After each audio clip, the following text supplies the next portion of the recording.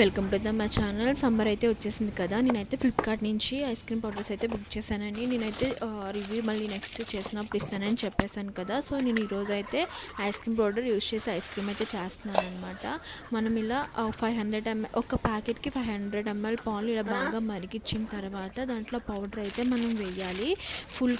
Full creamy milk అయితే మనం తీసుకోవాలన్నమాట. పొంగొచ్చిన తర్వాత ఐస్ క్రీమ్ పౌడర్ వేసి కొంచెంసేపు అయితే మరిగించాలి.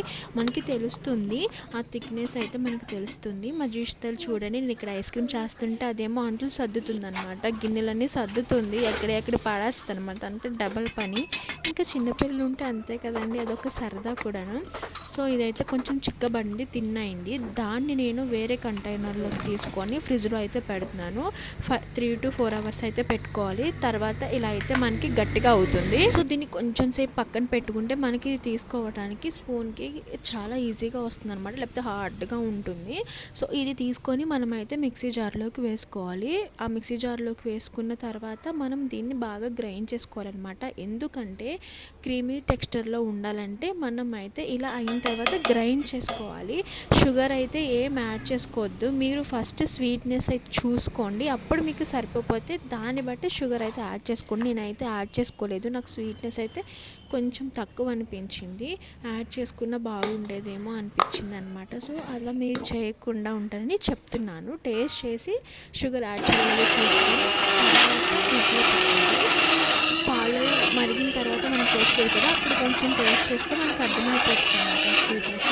సో చూడండి, ఇలా బాగా గ్రైండ్ చేయండి. చూడండి అన్నీ గ్రైండ్ అయిందా లేదా అని ఒకసారి చెక్ చేసుకొని మళ్ళీ గ్రైండ్ అవ్వకపోతే బాగా గ్రైండ్ చేయండి. ఇలా ఫుల్ క్రీమీ టెక్స్చర్లో రావాలన్నమాట.